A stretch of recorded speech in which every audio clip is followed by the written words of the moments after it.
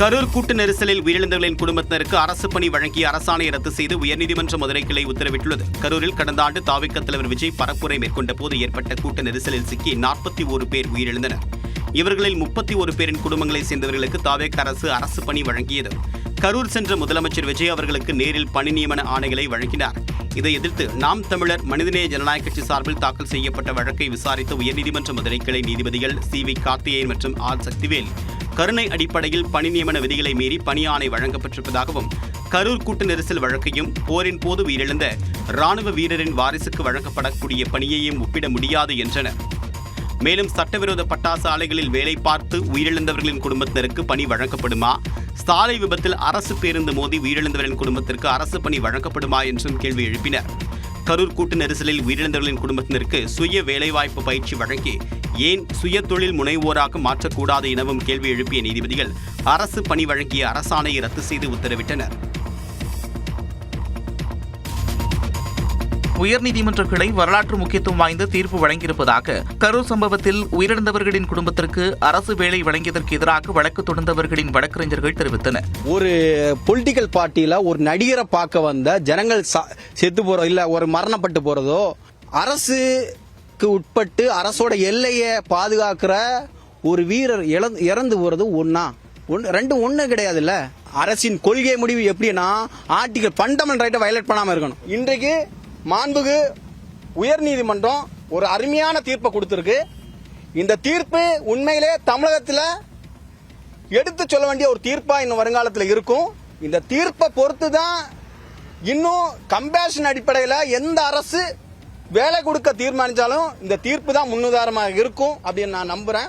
இதனிடையே உயர்நீதிமன்ற தீர்ப்பை எதிர்த்து உச்சநீதிமன்றத்தில் மேல்முறையீடு செய்யப்படும் என்று சட்டத்துறை அமைச்சர் நிர்மல்குமார் தெரிவித்துள்ளார்.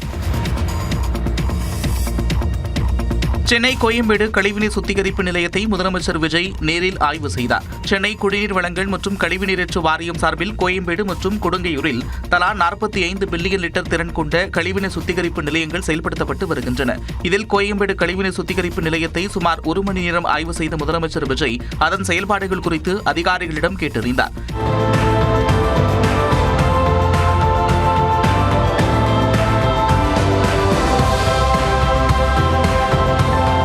முதலமைச்சரின் வருகையை தொடர்ந்து அவரை பார்க்க கொட்டும் மழையும் பொருட்படுத்தாமல் ஏராளமான பொதுமக்கள் அந்த பகுதியில் திரண்டிருந்தனர்.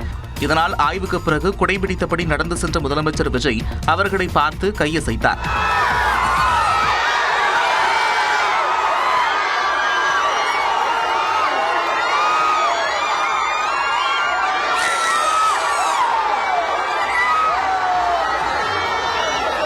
சிறிது நேரத்திற்கு பின்னர் முதலமைச்சர் விஜய் அங்கிருந்து புறப்பட்டு சென்றார்.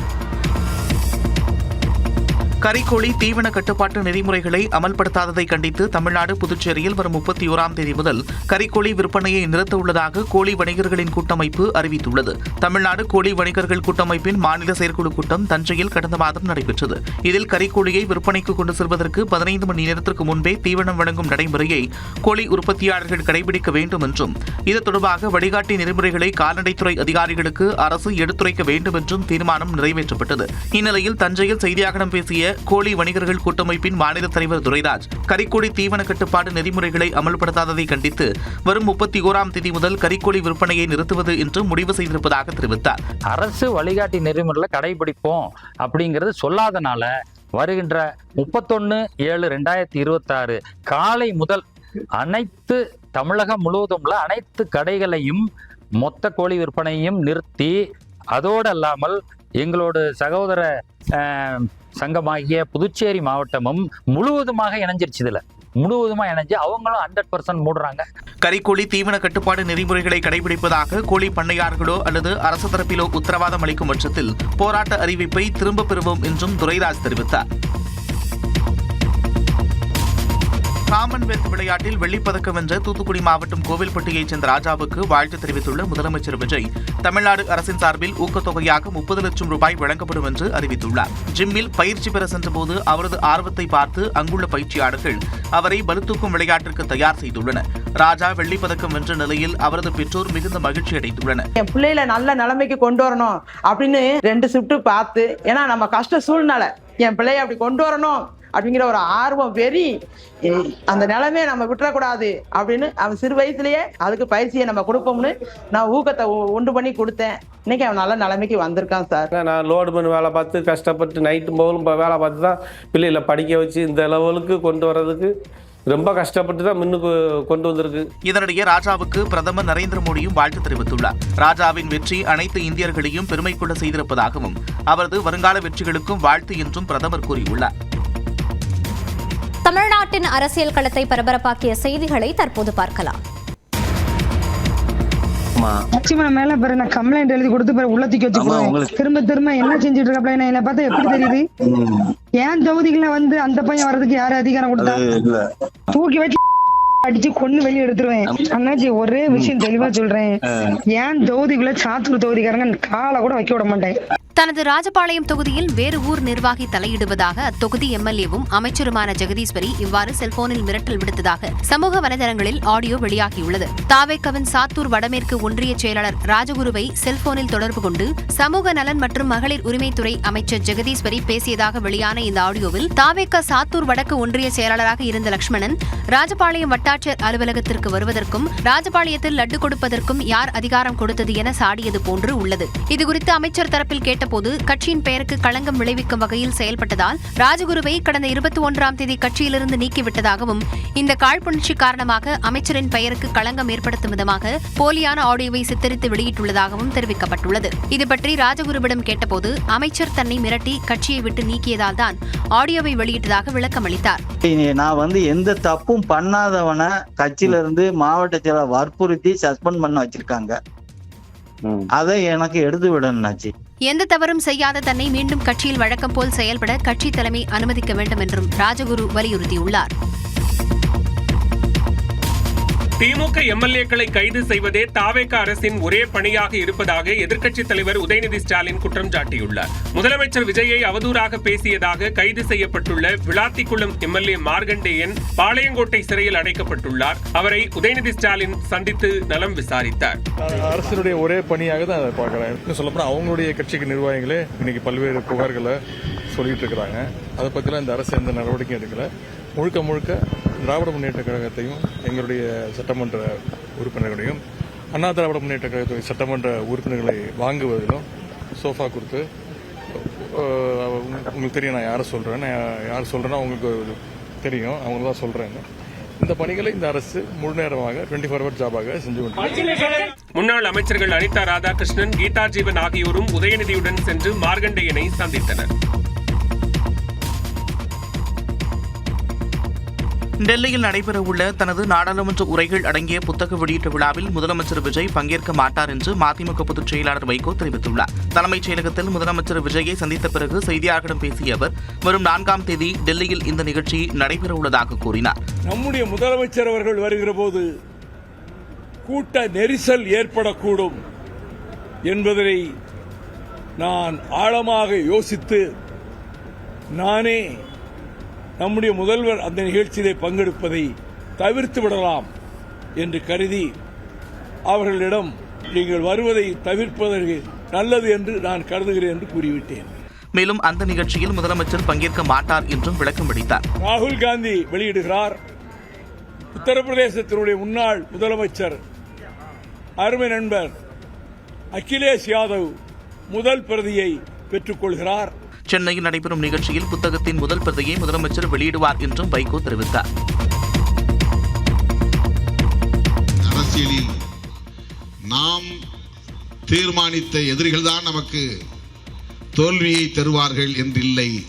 நம்மால் தீர்மானிக்கப்பட முடியாதவர்களாலும் நாம் தோல்வியை சந்திக்க நேரிடும்.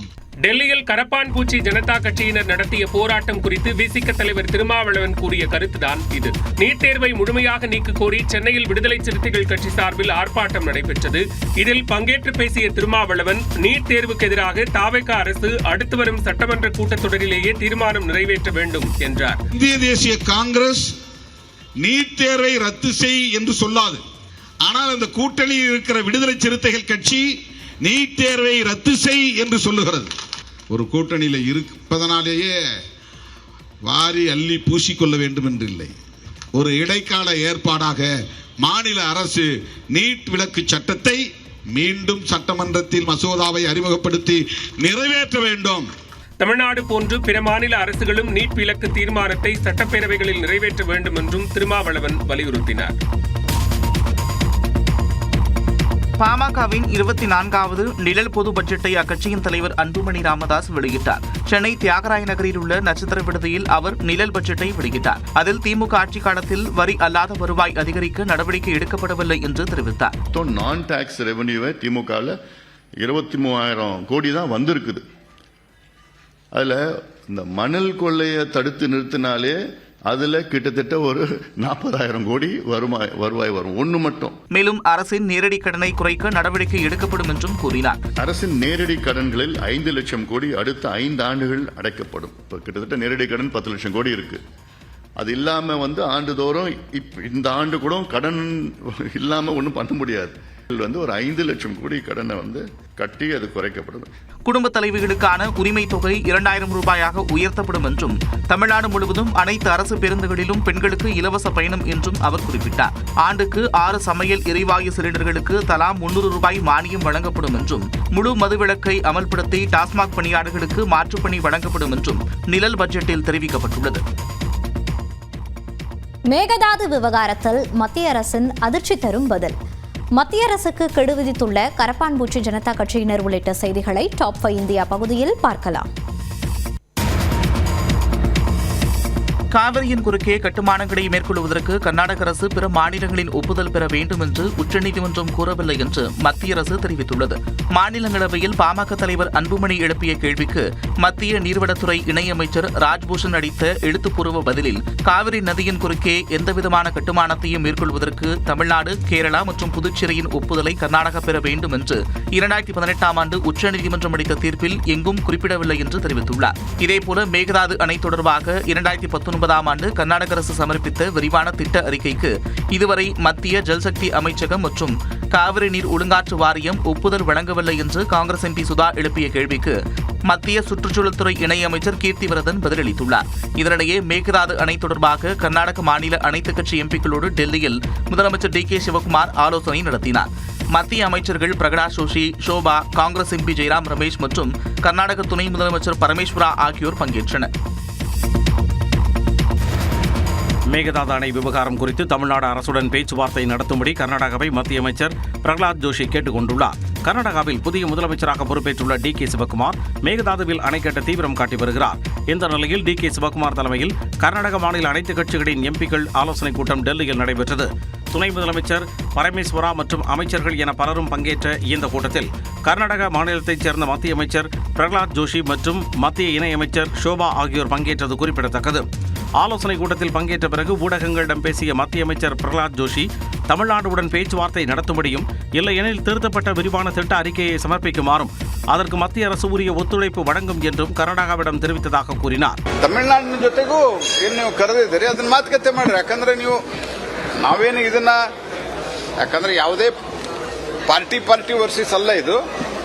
ಆದ್ರೆ ಹಿಂದೆ ಡಿ.ಕೆ. ಶಿವಕುಮಾರ್ ಅವರು ಹೇಳಿದ್ರು ನಾವು ರಾಜ್ಯ ಸರ್ಕಾರದಿಂದ ಎಕ್ಸಿಕ್ಯೂಟ್ ಮಾಡ್ತೀವಿ ಅಂತ, ನೀವು ಅವ್ರ ಜೊತೆಗೂ ಮಾತಾಡ್ರಿ ಅಂತ ಹೇಳಿದೀವಿ ನಾವು. முதலமைச்சர் விஜய் கர்நாடகாவிற்கு பேச்சுவார்த்தைக்கு செல்ல உள்ள நிலையில் மத்திய அமைச்சர் கூறிய கருத்து கவனம் பெற்றுள்ளது. எதிர்க்கட்சிகளின் தொடர் அமளி காரணமாக நாடாளுமன்றத்தின் இரு அவைகளும் 6வது நாளாக முடங்கின. நாடாளுமன்ற மழைக்கால கூட்டத்தொடர் கடந்த 20ஆம் தேதி தொடங்கியது. எனினும் நீட் வினாத்தாள் கசிவு, போராட்டம் நடத்திய கரப்பான்பூச்சி கட்சி நிர்வாகிகள் மீது தாக்குதல் உள்ளிட்ட பிரச்சினைகளை எழுப்பி எதிர்க்கட்சிகள் அமளியில் ஈடுபட்டதால் இரு அவைகளும் ஒரு வாரம் முடங்கின. இந்நிலையில் நேற்று மக்களவை கூடிய நிலையில் பொதுத் தேர்வு முறைகேடு தடுப்பு திருத்த மசோதாவை மத்திய அரசு தாக்கல் செய்தது. எனினும் மாணவர்கள் மீதான தடியடி குறித்து விவாதம் நடத்த கோரி எதிர்க்கட்சிகள் அமளியில் ஈடுபட்டதால் மக்களவை பலமுறை ஒத்திவைக்கப்பட்டது. மாலை 5 மணிக்கு அவை கூடியபோது அமளி நீடித்ததால் அவை நடவடிக்கைகள் நாள் முழுவதும் ஒத்திவைக்கப்பட்டன. कांग्रेस पार्टी और उसके कुछ साथी जानबूझ करके आज इतना महत्वपूर्ण बिल पे चर्चा होने नहीं दे रहे. மாநிலங்களவையிலும் அமளி நீடித்ததால் அவை நடவடிக்கைகள் பாதிக்கப்பட்டது. இதனிடையே இளைஞர்கள் மீதான தடியடிக்கு மத்திய அமைச்சர் அமித்ஷா பொறுப்பேற்க கோரி நாடாளுமன்ற வளாகத்தில் ராகுல் காந்தி, பிரியங்கா காந்தி உள்ளிட்ட எதிர்க்கட்சி உறுப்பினர்கள் போராட்டம் நடத்தினர்.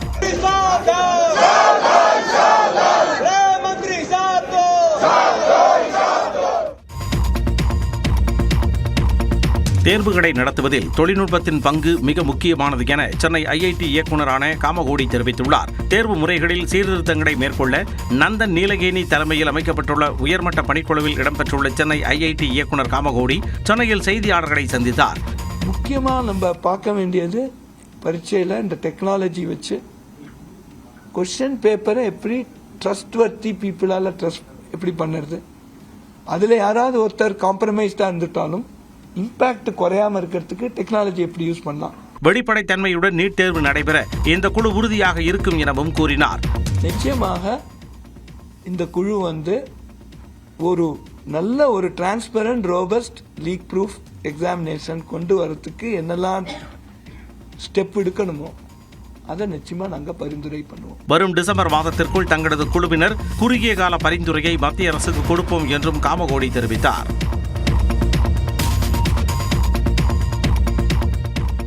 மத்திய அரசு வாக்குறுதி அளித்தபடி இளைஞர்கள் மீதான நடவடிக்கைகளை கைவிடாவிட்டால் மீண்டும் போராட்டத்தை கையில் எடுப்போம் என கரப்பான்பூச்சி ஜனதா கட்சி அமைப்பு எச்சரிக்கை விடுத்துள்ளது. நாடு முழுவதும் நடைபெற்ற தேர்வு முறைகேடுகளுக்கு எதிராக கரப்பான்பூச்சி ஜனதா கட்சி அமைப்பினர் போராட்டத்தை முன்னெடுத்தனர். முக்கிய கோரிக்கையாக மத்திய கல்வி அமைச்சர் பதவி விலக வேண்டும் என வலியுறுத்திய போராட்டக்காரர்கள் தங்களுக்கு எதிரான வழக்குகளை திரும்பப் பெற கோரினர். அந்த வகையில் மத்திய அமைச்சர் தர்மேந்திர பிரதான் பதவி விலகிய நிலையில் இளைஞர்கள் மீதான நடவடிக்கைகள் திரும்பப் பெறப்படும் என மத்திய அரசு உறுதியளித்தது. இதையடுத்து கரப்பான்பூச்சி ஜனதா கட்சி அமைப்பினர் போராட்டத்தை கைவிட்ட சூழலில் கைது செய்த போராட்டக்காரர்களை டெல்லி, பீகார் உள்ளிட்ட மாநிலங்களின் காவல்துறை விடுவிக்கவில்லை என அந்த அமைப்பினர் குற்றம் சாட்டியுள்ளனர்.